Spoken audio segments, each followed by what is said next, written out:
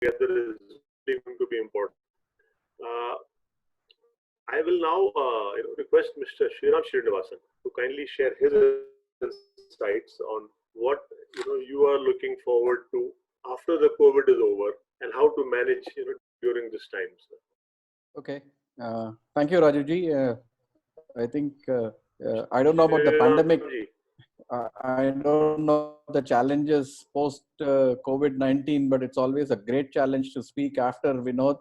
And you have thrown in Mr. Amrit Manwani also, and I have to speak after them. So I think that is the immediate challenge for me. But anyway, I think I will touch on more generic things, which other panelists have given me a little space to do.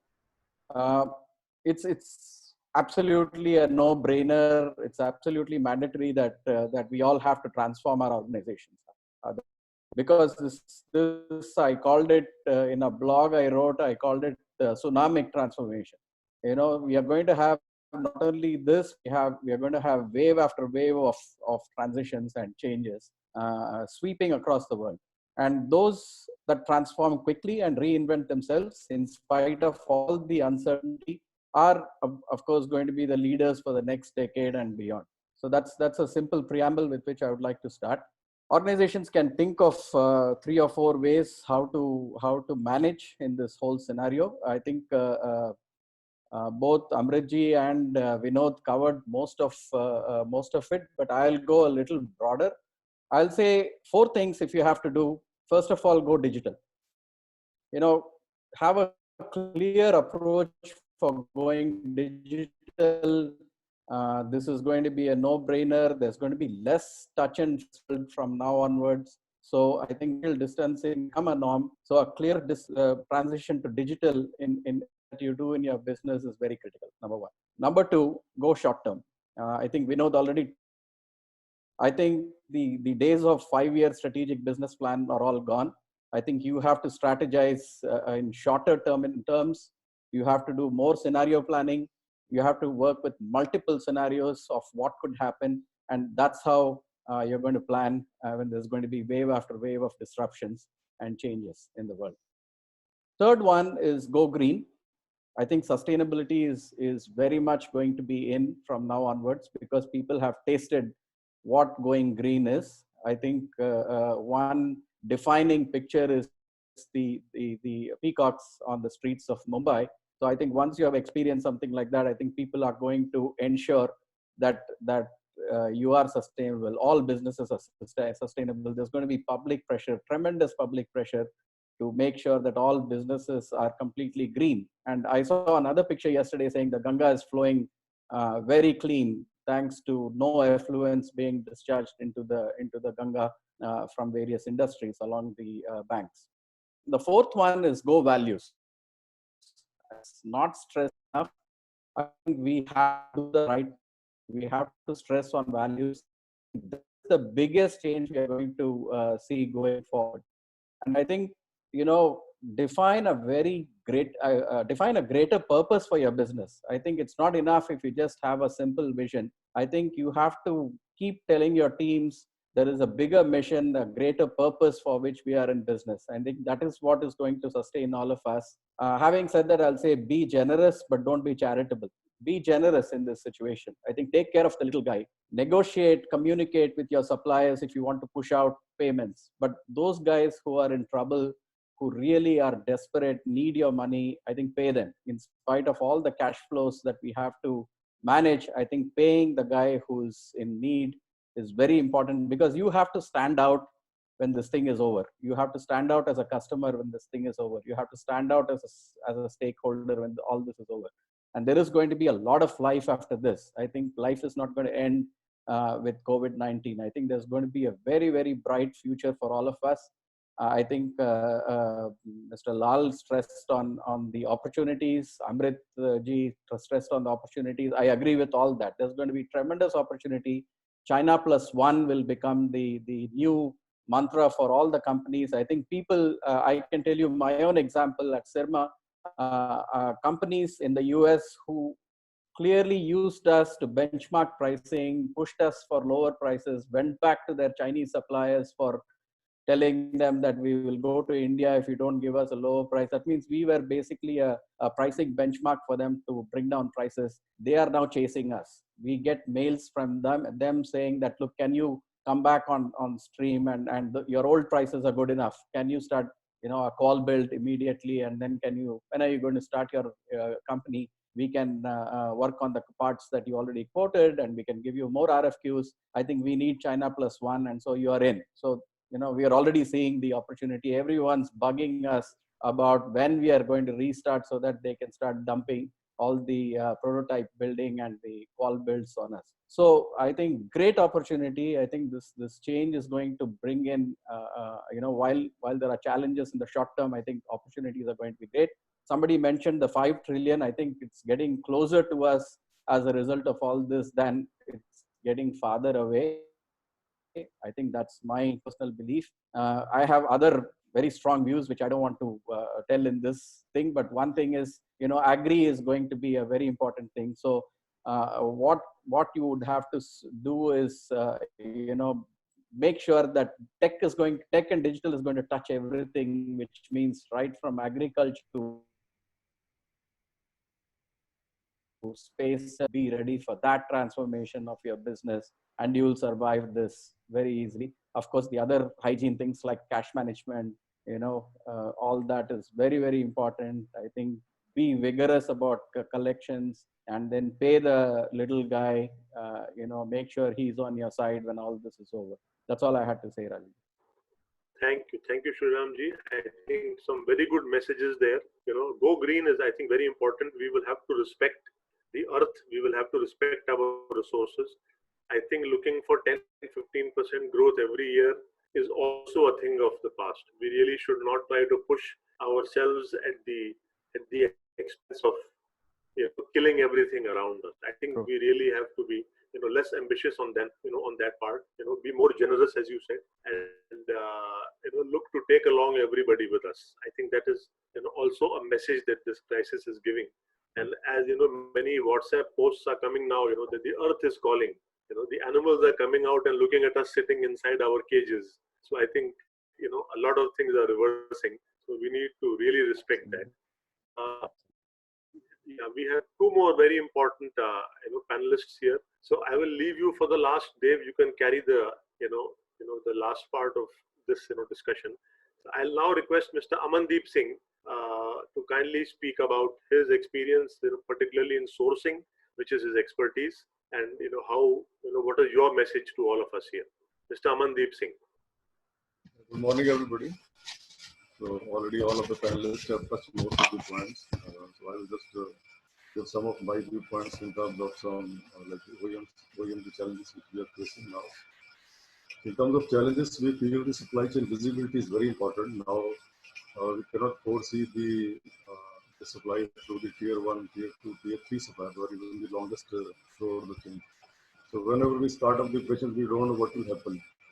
So I think there is a need for the more cooperation between the different vendors. Like you said, the communication is very important. So I think everybody should be properly transparent in their views and communicate the message to the customers. We feel there will be a reset in the demand pattern, because demand is very important. Demand is key to the cash. Demand is key to everything. So we feel there will be reset of demand pattern, and that will drive the whole scenario going forward. And also the biggest challenge is the pileup of the huge inventories. I think we are like the consumer. Mr. Amandeep, sorry, there is some background noise, and I'm getting messages that your voice is not clear.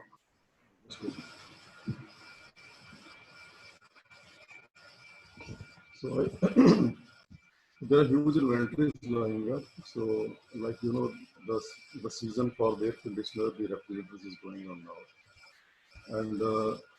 and this is the peak time when we sell our products, and this is the time we are filled up with all the inventories, and the market is already filled up. So we have to stop our production. So this is the time that this is going to be the big challenge which we will face in future. So here we have to look for the opportunities, how to generate the demand in order to overcome this issue. Working capital is going to be an issue for many of our suppliers, which need to be just properly through proper coordination, adjusting the payment terms with the suppliers. The labor shortages are being expected because, still we are passing through the problem where we don't have a solution. So this is a medical problem where the medical solution comes to maintain the systems.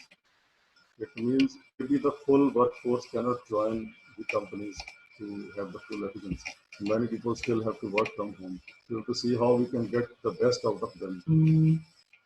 Other challenges about the rising cost because we feel the overheads will be going up and this will create a big challenge. The lead times will be increased. That is also another challenge because if the suppliers are having low capacities, then of course they will not be able to deliver properly within time. They have to allocate the resources to the different customers. That is going to be a very hard challenge for us. Logistics will be a big trouble. Like now, we are already looking that a lot of ports are already empty, so they're not operating. There is not enough loads in the ports also. So that also needs to be taken care. So what I feel, the opportunities are the localization is one of the biggest opportunities. Already, most the dollar has already started. Now we see the dollar at 76, and this is also creating a lot of opportunity to this the local industry. Also, we are hearing many news about the Japanese companies, the Korean companies, and the US companies exiting from the China. So this is a very big opportunity for India. Government should make government should strategize some policies where we should be able to grasp this opportunity because maybe we will not be able to get this type of opportunity in the next decade. Even I think. So this is the right time we should take. Uh, there are there are many new segments which are opening up like the medical electronics or the electronics. So that is an area where we need to work. Also, the Industrial Revolution 4 was going to come in 2020. So we feel because of this scenario, it may get delayed a little. But we need to push our resources in order to implement it fast. That is the automation is very important. Continuously innovate, find the new ideas, reduce our cost. The automate everything is very, very important now. So now coming to the cash flow, like you already say, the NPA for the banks has been rising. So I think the income of banks already hit very hard previously when there were a lot of cases happened in last year. Amandeep, your voice is not coming.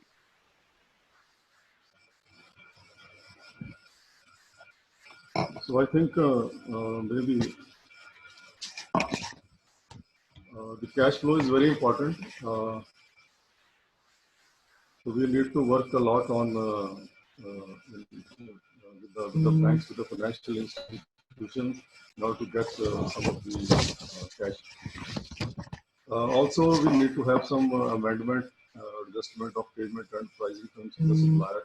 We need to go for the long-term contracts with the supplier that will give some security to the supplier for some better cash flows going forward. So also, the sales forecasting need to be very accurate in the future because the sales forecast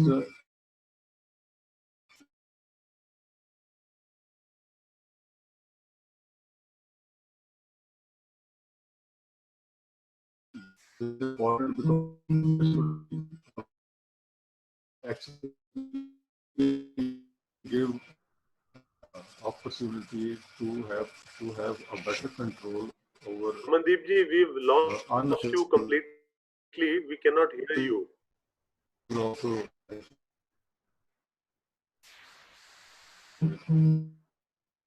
there any problem in your voice? Voice is not clear.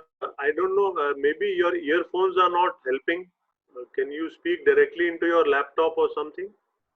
Maybe remove phones and speak directly.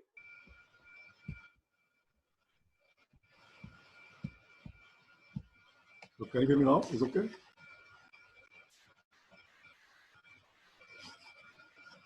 So can you hear me now? Okay, yes, please. Yeah. Please continue. So we have to diversify our supply chains with the multiple options, and we have to divide our risk. You know, till now we have been working only on the risk related to some financial management or some vendor related issues and other things. But now this new type of problem has emerged, which really need a solution to be addressed. I think this we need to incorporate into our strategies because if this type of issue comes in future, then how to manage this. And I already mentioned that many of the local manufacturing companies need to collaborate among themselves.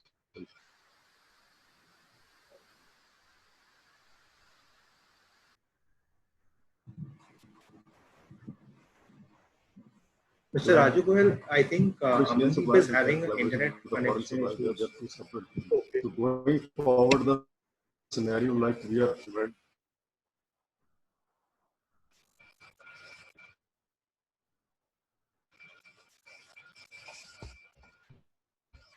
just what I'll put in my video. Amandeep ji, we cannot Hello. hear you. Maybe Can you you hear? can connect.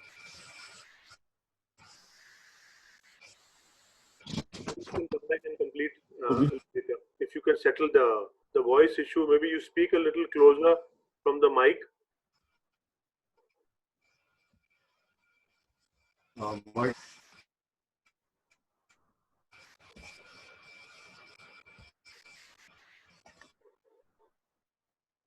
Audible now? Yeah, I mean, you can try again, please. Otherwise, maybe you can come back in 5-10 minutes after this settles down.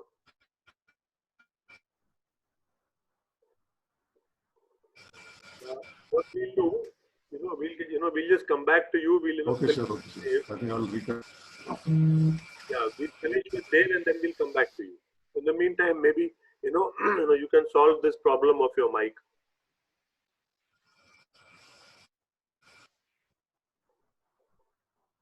Okay. Okay, we'll just come back to you. We'll now go to Dave. Thank you for those thoughts. Please, try to solve this mic problem, and then we'll come back. Maybe it'll be better if you don't use the mic at all, and the earphone, and you can use the mic directly. Thanks for that. We'll now go to Dave. So Dave, I think you can bring the consultant's perspective to this and the research perspective. What do you feel are the opportunities that I think we need to look at? That is one area which we have talked about, but maybe not enough. So that. Over to you, Dave. Yeah, thanks Goyalji for this, and thank you all for having me here. And good afternoon to everyone, and I hope everybody is safe and secure in your homes. I heard all the panelists from the industry. I'm more of an observer of the electronic industry, and I bring a perspective more from an outside-in perspective for the industry, since we look at many different industries, and I can do a bit of comparisons in terms of what is happening in different industry and what can the Indian electronic industry learn from that. Well, most of the opportunity points, I think all our esteemed panelists have spoken about. I just want to bring in a different perspective to the opportunities mentioned earlier. One thing we all have to realize that what this pandemic has done is it has effectively changed the way we are going to work in future, the way we are going to move around in future, the way we are going to live, and and in all this, even after the pandemic is over and things come back to normalcy, I think this whole aspect of social distancing will be there in our minds at least for the next 4-5 years, till we don't see a repeat of any such viruses and other things. So when we talk of social distancing, one of the key elements to the social distancing is the use of electronics and the electronic products. And therefore, the more the world thinks of social distancing and doing things important, or more is the value of the electronic products which is currently being consumed. And I think this is only go through the roof, and it will only shoot up the consumption of electronics I'm talking of across the world and not just in India. So this is one that we all need to keep in mind, that things are not going to be the same as it was earlier, and there are going to be more usage of electronics, and therefore we as the industry players, how can we make use of this opportunity, and what is it that we need to plan and do about? I'm not talking of short-term things here. I'm sure the industry has got enough intelligence and the capabilities to do that. I want to highlight more of medium and a slightly longer-term view the industry should take, so that we look at this opportunity in a much better manner. While there has been a lot of discussions on China plus one, etc., I want to bring in an aspect of certain facts and certain numbers, which I think the numbers really bring up and open up everybody's views in terms of what the opportunity could be. Indian market for electronics is roughly about $127 billion, which is what the MeitY has said in 2000. We make about $70 billion of electronics in India, and we import close to about $55 to $60 billion of electronics is imported into the country. And our electronics usage is set to grow the way this country has been growing. It's set to grow leaps and bounds, and we are supposed to be reaching about $400 billion of electronics by 2025 or 26 or whatever the timeline may be. Now that is one aspect to it. Another aspect to this is China today is exporting close to about $510 to $520 billion of electronics worldwide. And that is the kind of market opportunity one needs to look at, because right now, the world over, there is an accepted, or most people have come to this thing that they need to have and not depend only on China. Now, there are many contenders along with India to this pie of, we are talking of $500 to $600 billion of electronics business, which is currently going from China to different parts of the world. This was discussed even a year or 2 years back, and working in with ELSINA on a report when different countries like Vietnam and Thailand have, in the last 8 to 9 months, they have taken a lead, and they have come up with some very, very innovative and very aggressive schemes, like a 10-year tax holiday and giving ready-made factories, etc. And that's how they were attracting global investors.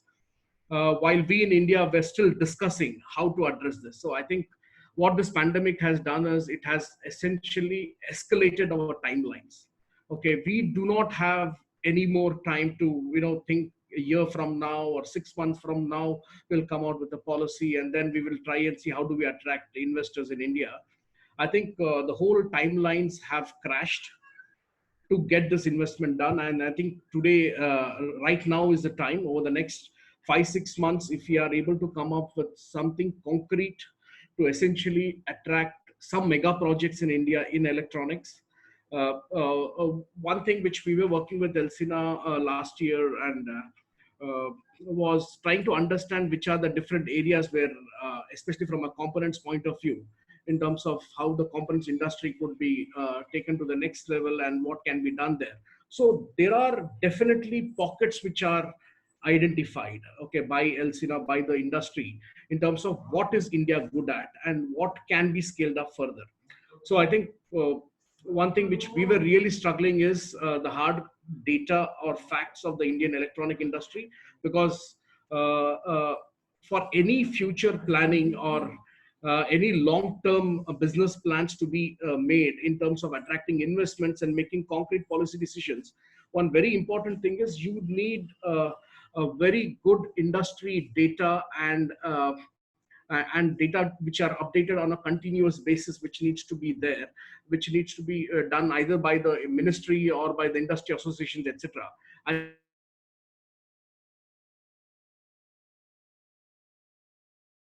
Large amount of work to be done there. And I think this is the time when we need to identify those sweet spots for India. It is no longer going to be make in India. What we are essentially talking is make in India for the world. We are not looking at the opportunity of how do we increase from $70 billion invest manufacturing to say 120 or maybe 150 or maybe $200 billion of manufacturing. But there is a much wider opportunity right now, which is open, which every country is competing there. And I don't see why India should not compete that and take a much bigger pie. So if you're talking of a $5 trillion economy, and I'm sure electronic manufacturing could be a huge pillar to address this. And this whole business of either looking at a $400 billion manufacturing or a $500 billion electronic manufacturing in say 5-7 years, this will not happen from investments in India. We need global. Touched upon this. We need partnerships. We need some mega factories coming in different parts, be it from different countries. Right now, we have a very active participation from Taiwan. We need more coming in from Japan. We need more coming in from US, Germany, etc. And I think that is how we need to do. So all we need to be doing as an industry association and as leaders from the industry is come out with a holistic view in terms of what is the next 5 years for India. I know for individual businesses, it might be difficult to do, but from an India manufacturing point of view, we need to come out with a vision. And for this vision, we need to identify the sweet spots for Indian manufacturing, things which we have, things which we need to get from outside, and identify those partners and make them come to the plan, both from an industry and the government working together. I think that is something what I have to say, Goel ji. If there is anything else, please let me know.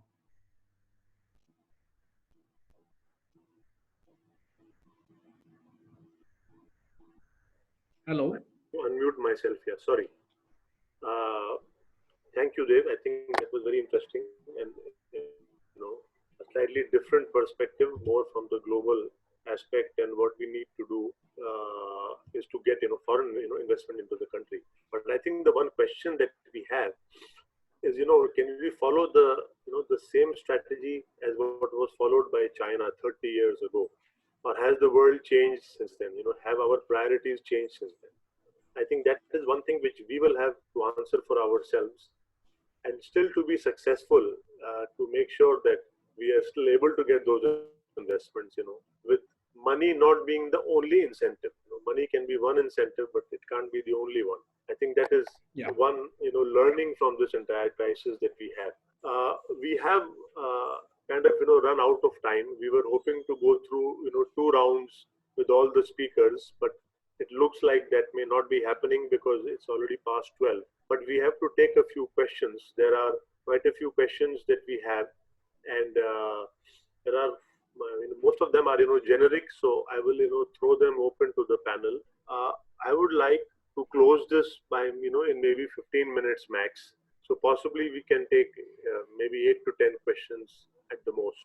We have more than that, but maybe there are some overlapping questions, so we don't need to answer all of them. And we can always take some questions offline or through the through email on Elsina or MMI. So I will now go to the questions that we have, and maybe I'll first.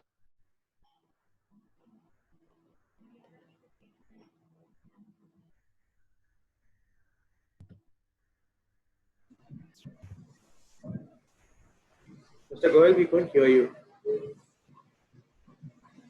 Okay, Shriramji, can you hear me? Yeah, now I can hear you.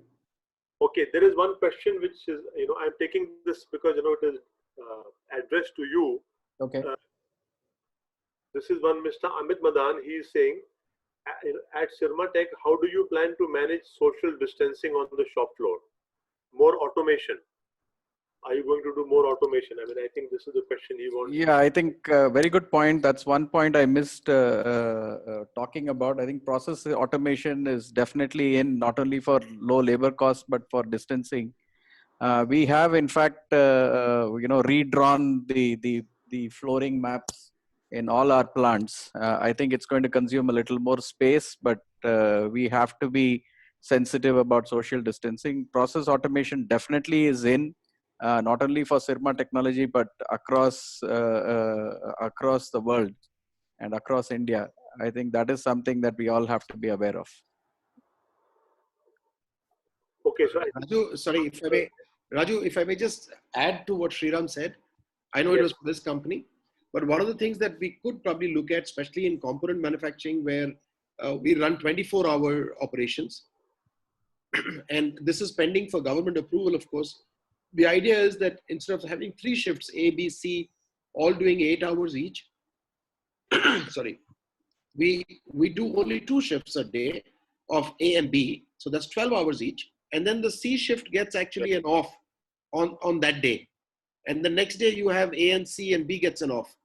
So so this way what you're able to do is, of course, it's not social distancing within the plant, which is exactly what Dr. Sriram said stands, but it's also bringing down the footprint of our movement to coming to the factory and going out, the number of people getting in touch with each other, all that can come down. And I proposed this to the government. I'm very happy that they are seriously considering a short-term, and this period, obviously you don't need to pay overtime because they are doing 4 hours for 2 days extra and then taking a day off on the 3rd day.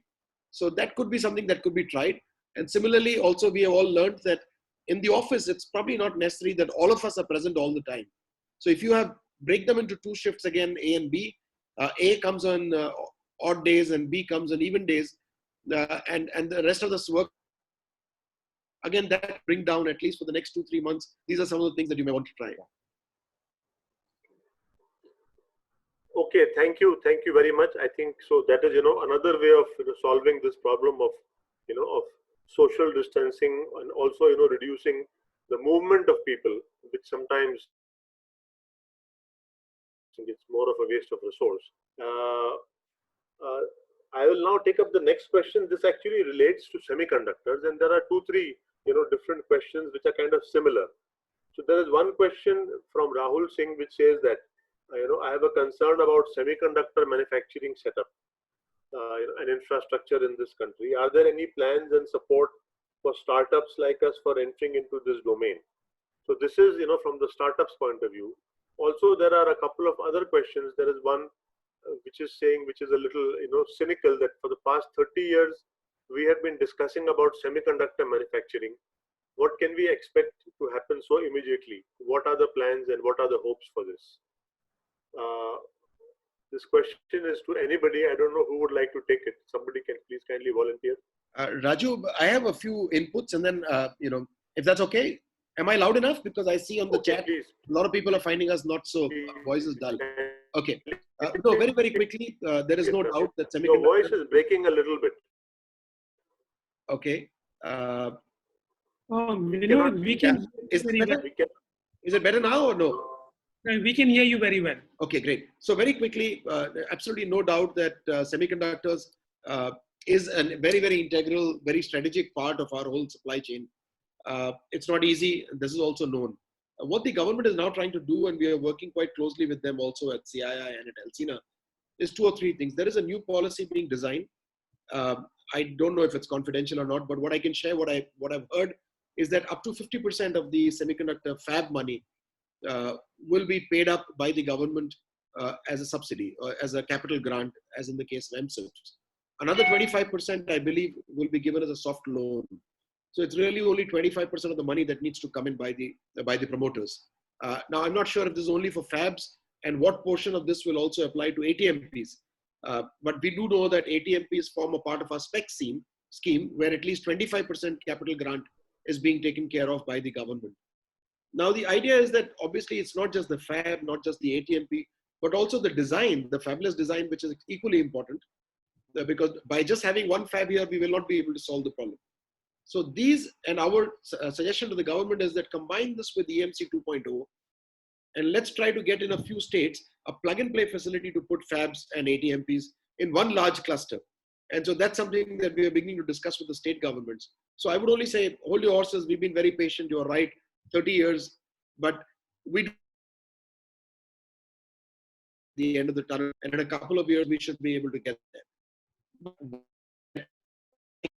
Sort of re-emphasize that it's not just semiconductors, because the question that everybody is asking is why passives, the electromechanicals, the wire wounds, the PCBs, which are already available in this country, not being used enough by our customers in India. So like I always say, it's we need to play together. So the industry needs to say they're serious about local supply chains, and the government needs to put its act together, because of course semiconductors cannot happen without their help. But hopefully a new policy is in the works right now.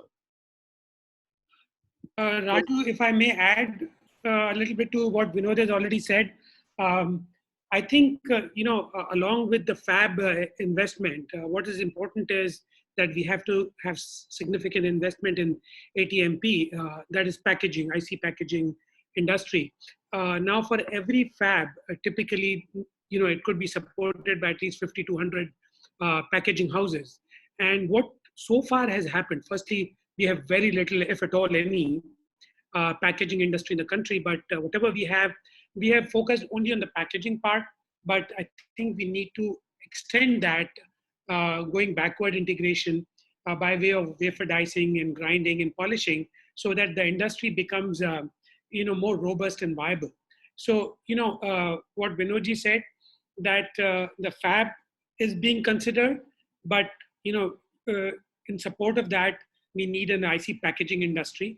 And apart from specs, there is also this PLI scheme where the people who invest will get 4 to 6% production incentive. That is a good move by the government.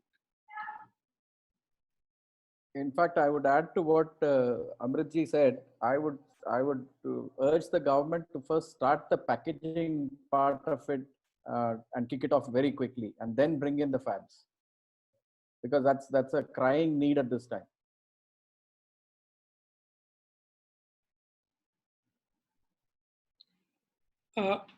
Raju, you have to unmute your Rajuji, can you unmute?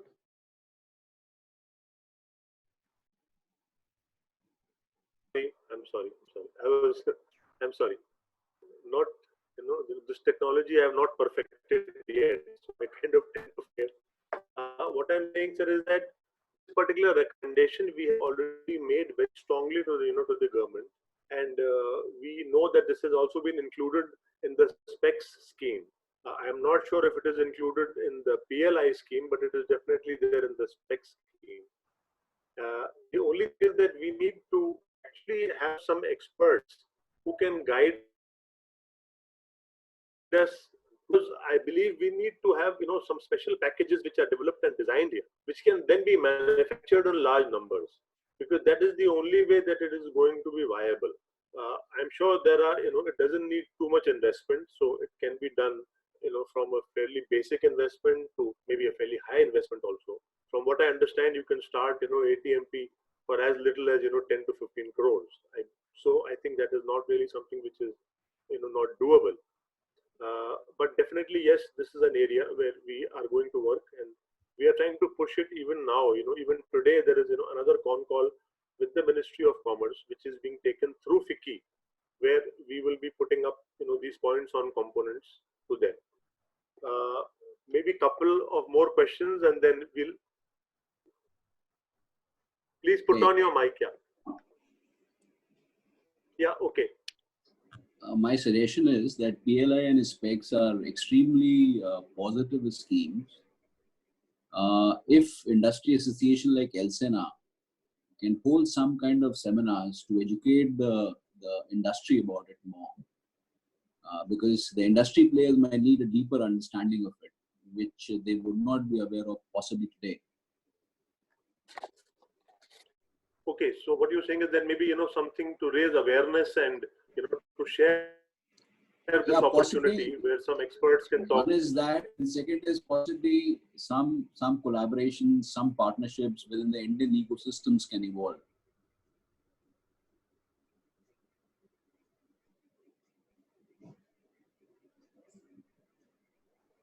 Okay.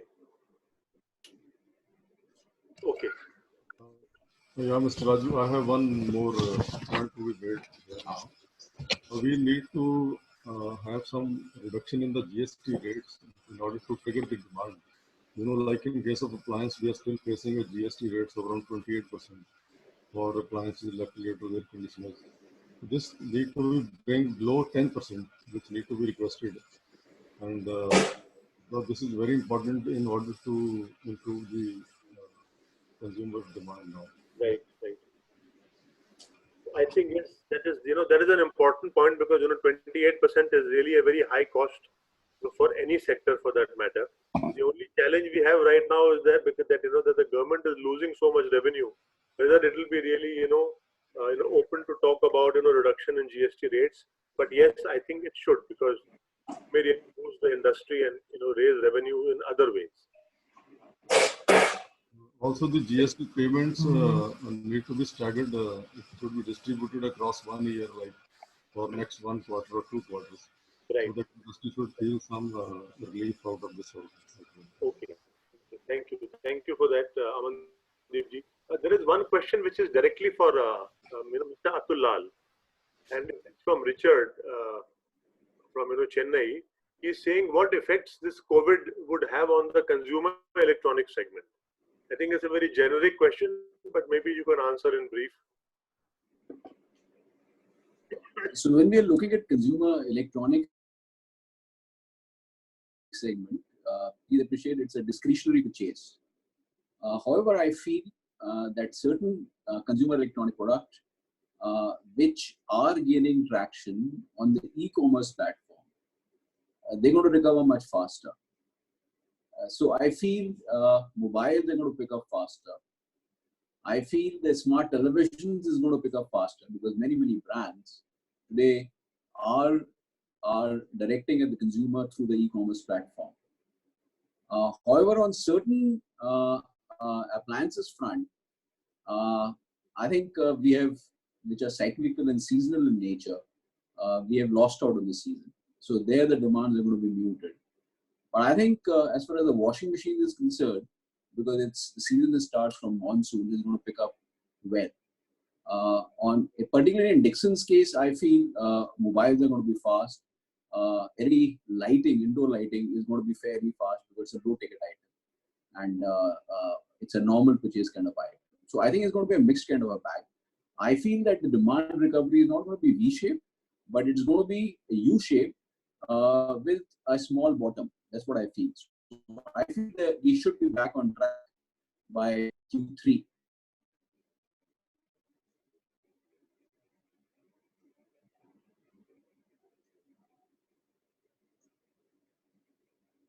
By Q3. Q3 means maybe after sometime September. Around October, yeah, something like that.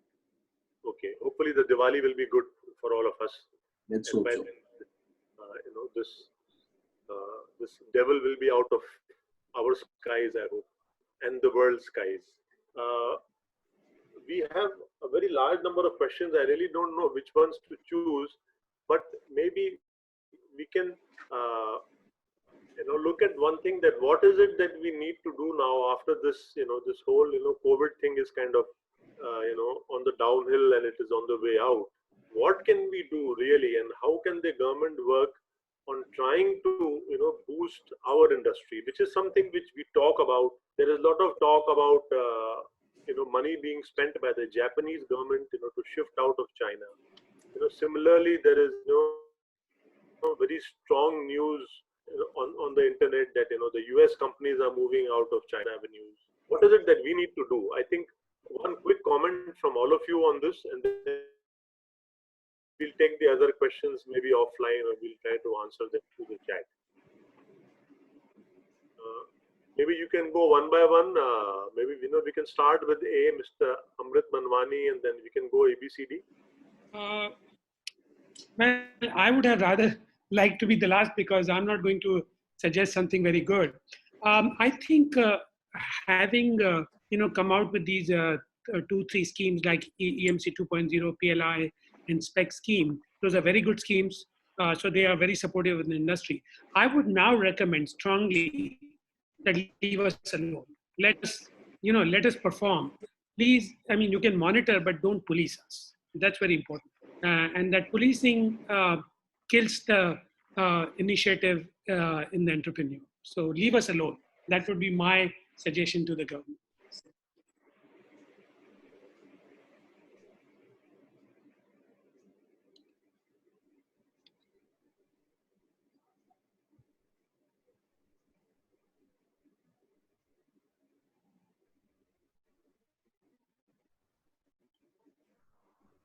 Mr. Amandeep, would you like to say something about this, boosting of our industry and how to get investments into India?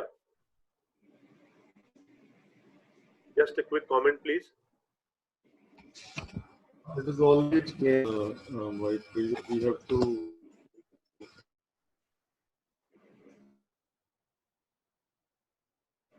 keep a tab on the companies who are living out of time.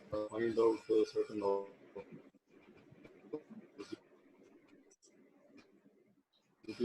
What feasibilities we need to. Okay, I think we are losing you. The government needs.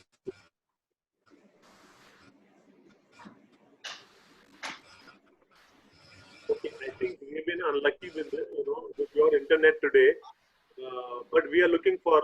I think there's a lot that a company like Samsung can do, and if you start sourcing more and more from India, I think that itself will be a very big boost for the Indian industry. Thank you for those comments. Can I now move to Dev? As I said earlier, I think one key thing which we need to be doing is identify those 5 or 6 hotspots or sweet spots, as one may call it as, for India. It can be either large PCB manufacturing, or it can be mobile and the whole mobile ecosystem, or consumer durables, or whatever it is. And now I think medical electronics is going to be a very important thing. And now with the EVs coming in, therefore the whole electronic vehicles are going to be also the key things. So identify 4, 5, or not more than that, key sweet spots, and identify mega factories to be set up in each one of those with some global investors. Identify 3 or 4 global investors for each, and then have a competitive bidding process, invite them to India, and make sure that the policies here global standards, and make sure our proposition to global investors are very attractive, and that's how we get in. So we need one large mega factories in each one of these identified sectors, and I think that will have a downstream effect in terms of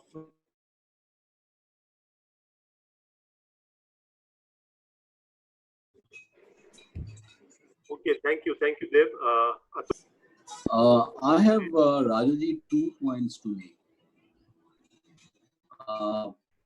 There are large opportunities which we should definitely exploit. But there is a limitation of fiscal space.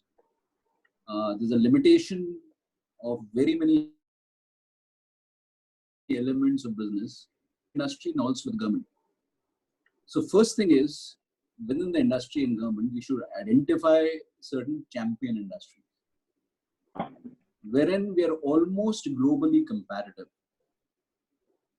We cannot and should not be doing anything and everything. Once these champion industries and certain players who have the appetite for capital and also technology, they should be identified as the lead players. And then I would like to coin a term like calibrated nationalism. So that the whole ecosystem, I would repeat, calibrated, collaborative nationalism. Okay, correct. Wherein all the elements around the champion industries should be woven. And this should be through across the border partnerships, both on the technology and supply chain side, as well as on the customer side, and also within the Indian domestic industry. And I think once we are able to do that, to sell to the government also would be an easier task, because they have, again, I repeat, limited revenue, and you just can't ask them for anything and everything. And once they are convinced and pitching to make those champion industries comparative, it can be through land parcels, it can be through support system like PLI, it can be through some capital subsidy, it can be through flexible labor policy, it can be through logistical support, it can be through power. So it can be, so many elements are required, and some handholding is required for the industry for 3, 4 years, 5 years. But again, I repeat, one, identification of champion industries and domestic champions. Second, calibrated, collaborative national approach for inducing partnerships. And I feel that we can make it. That's what I feel.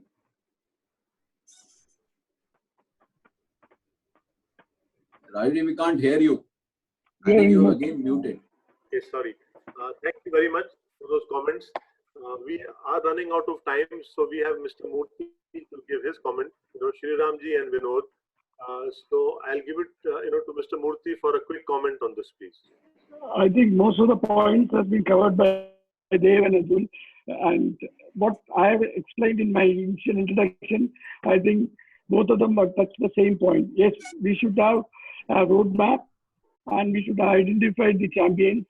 And also we should have a firm plan and policies are in line to bring confidence for the foreign investors to come in. We should have a very good, strong policies should be put in line. So that will make them to attract you and will help us in building a firm platform. This is my short comment on that. Good policies and stable policies, for attracting foreign investment. I think that is the message. Now to you, Mr. Shriram. Shriramji, your turn, please, for your last. Yeah, thank you, Rajiji. Just two points. One, government to simplify any incentive scheme that they are talking about. I think the previous one, MSIPS, was very complex in terms of executing it. I think I just want to give a quick example, if I may have 1 minute. Bangladesh just announced that they are going to pay the salaries for staff and workers for the next that costs to the employer as a loan with a 6-month moratorium and 2% interest.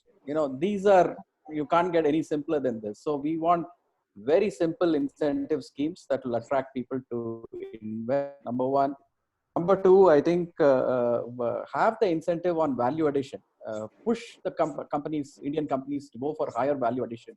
And that way, have your incentives scale with value addition that you do in India. Then it doesn't matter where the components come from, whether they come from China or we have a component ecosystem built in India over the next 5 years. It doesn't matter. Go for knowledge and using, in putting more knowledge and engineering into your final product. That will help us. Those are the 2 points. Rajuji, thank you. Last word to you, Vinod. Yeah, thanks, Raju. Very quickly, no, what Atul said was music to my ears. This is exactly what we should be doing. I would only add a few C's. It's collaborative that we all need to make, and then nationalism at the top. This is how Japan, Korea, Taiwan, China, each one of them build their industry. I have always been saying, even at the consumer end, if we can have a simple star rating system that tells me how many components in that television or that mobile phone were locally procured. So what I'm saying is a mobile phone with a star rating, a 5-star mobile means that it was 100% procured in India. A 1-star means that it was largely a phone which has just been got screwdrivers. Let the consumer begin to decide and leverage that nationalist spirit, at least for the next 2-3 years, so that we all begin to buy a little more local. While doing that, Atul is absolutely right. We don't do this, as Shriram, you also said earlier, generosity, but not charitable. So we don't want to be non-competitive. We don't want, extra pennies being given. But I think there is a lot of scope for us to be transparent, to speak the truth. I always say, take away that KRA from the purchase guy, Amandeep, your team, for example. They are always judged on a 5% reduction every quarter. I mean, it's impossible. Forget that. Let's be transparent. Let's say, this is what I get at price X. This is the dollar price today. I, with you, as Atul said, select some champions, whoever they are. I hope we will be one of them. But talk to them and say, this is the roadmap for the next 4 quarters. If you can follow this price roadmap, this is the quantities that we can kind of talk about. And that is when this kind of investment can be brought in, because for most component makers, either they're in India or they're abroad, getting a kind of a guaranteed quantity is all they want. They don't want anything else. They will figure a way out. But if I put in an investment and next quarter, I don't know if you're going to jump back to somebody in China, that does not help me as a component maker, and I will never make that investment. As you all know, that this is a turnover to investment ratio 1:1, 1:1.5 to do a 100 crore business. If I have to put 100 crores on the ground, how many people are going to do that? So if we are very serious about components, that Atul is, you've given a fantastic strategy ahead. We must seriously look at that. Yes. One input from my side, my humble suggestion to the component manufacturers in India is there is an inertia set in because of the policy framework in the last 20 years that we have now sourcing and partnerships from Far East and from China. So there is always an element of inertia. And when we are looking at numbers, basically I'm by numbers looking at pricing. There are ways to convincing yourself that what you're doing is right. I request the component guys that take the plunge, meet those targets, make the Indian final product industry shift, and you will see that there is no looking. Need to do a leap of faith together. And we are almost there. Yeah, we almost there.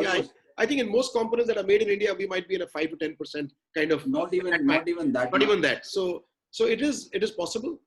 The way we did it in our own company, I can only share, and I'm sure some of you are much wiser than I am and are doing a better job of it, is that we need to put our best purchasing person on.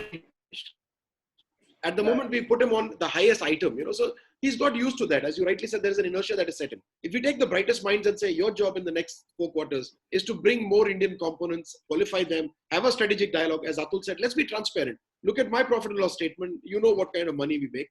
I will, similarly, we know what's happening in China. I'm sure, as you rightly said, it's a bridge of 2 to 5, 2 to 6%. That's right. That's and let's pick up some of the quantities, have this confident, discussion, which is based on confidence. I'm sure we will be able to make. And then, Raju, our job, and I'm seeing many comments on the chat box, and question and answer is: can Elsina play in this role? And I think Elsina needs to, because not all component suppliers can do this on their own. Can we create a platform at least for some general components and say, okay, this is the way that we can collaborate, bring in some large buyers together. We are doing very successful Source India, the 10th one being done in Chennai soon, I hope. Can we, or 11th one, can we make that a platform for this kind of a wholesale discussion? Trying to bring in more buyers together. And just one last comment, because I saw a lot of people in the chat asking me about where these policies are available for us. The 3 policies are available with Elsina. Elsina will circulate it. MMI can help us with that circulation because they have your email IDs, but they're also available on MeitY's website. But regarding the one on the semiconductors that I mentioned is a work in process. It is, what I told you is something I hear from what is happening inside. It's largely confidential. I don't know more than this. So don't sort of attribute it to me, but it is being discussed. And my guess is that in a couple months, we're forming a group of experts that is further going to talk about what else needs to be done there so that this will become very interesting.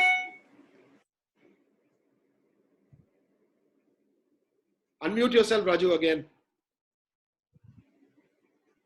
Okay, thank you.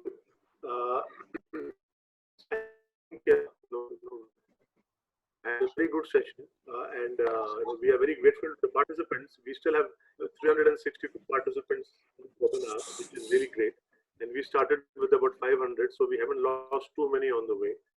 That means what we said was very meaningful and had some use. A very big thank you to the panelists. Before I close, I would like to say something to Tanmay. Tanmay, are you there? Yes, I'm there. Okay, Tanmay, I think we have a lot of questions here. There are about 85, 90 questions which are still not answered. So what I would like to do is that we can answer them on this chat, or maybe I don't know what is the other way, but if you can kindly keep these questions, take it upon myself to get answers to them and give some responses, so that the participants don't feel that their queries have gone unanswered. I would like to do that. So please try to keep this chat somewhere if it's possible. Yeah, definitely. We'll do that. Okay, thank you. So I must thank MMI for hosting this and for this initiative. In fact, they were the ones who said that we should try to do something like this. And thank you very much. I'm grateful. I think we passed with flying colors in the first webinar that we tried to manage. Thank you so much. Thank you so much. Thank you, Anumay. Thank you. We are going digital, Rajuji. That's Thank great. you so much. Thank you, Raji. Thanks to all the panelists. Thank you. Thank you so much. Thank you. Thank you. Thank you. Bye.